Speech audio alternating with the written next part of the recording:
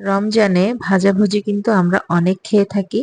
তবে একেকজন একেক রকম রান্না করেন একেক সিস্টেমে। আজকে আমি একটা জালি কাবাব তৈরি করেছি ডিম দিয়ে। এটা এতটাই মজার আর এতটাই সহজ রেসিপি। যেমন সহজ তেমন মজার একটা রেসিপি। আশা করি সবার ভালো লাগবে। আর ভালো লাগলে অবশ্যই আমার চ্যানেলটি সাবস্ক্রাইব করবেন। সবাই কেমন আছেন? আসসালামু আলাইকুম। আজকের রেসিপির জন্য শুরুতেই লাগবে আলু। আমি সিদ্ধ করা আলু গ্রেটার দিয়ে গ্রেট করে নিয়েছি। আপনারা আপনাদের হাতের কাছে গ্রেটার থাকলে গ্রেট করে নেবেন, নয়তো হাত দিয়ে যদি ভালোভাবে ম্যাশ করেন তাহলেও চলবে। আর এটা হচ্ছে সিদ্ধ করা ডিম। এখানে ৩টা ডিম নিয়েছি। ৩টা ডিম সিদ্ধ করে কুসুমটা আলাদা করেছি। আর ডিমের সাদা অংশটা কুচি করে কেটে নিয়েছি। আর এই যে কুসুমটা কাঁটা চামচ দিয়ে আমি এভাবে গুঁড়ো করে নিয়েছি। সবগুলো উপকরণ একটা বাটিতে নিয়ে নিয়েছি।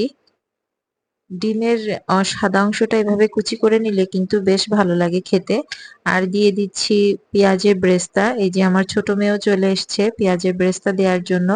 পেঁয়াজ কুচিটার বদলে আমি পেঁয়াজ ব্রেস্তাটাই ব্যবহার করেছি। আর রান্না করতে দেখেন আমার ছোট মেয়েটা চলে এসছে। দিয়ে দিয়েছি ধনিয়া পাতা কুচি।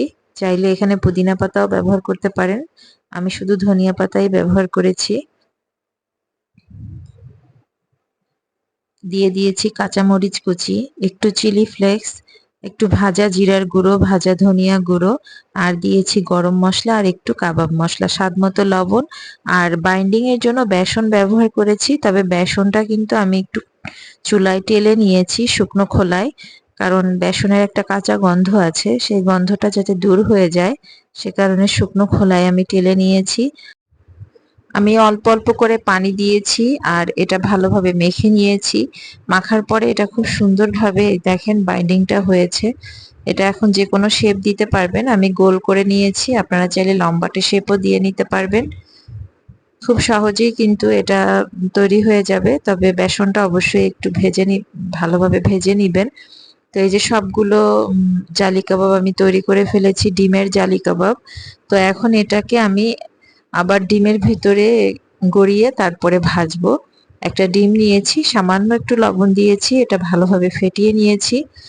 তেলটা আগে থেকেই গরম করতে দিয়েছিলাম, তবে খুব বেশি হাই হিট করে ফেলবেন না, তাহলে কিন্তু ভাজার সময় পুড়ে যাবে।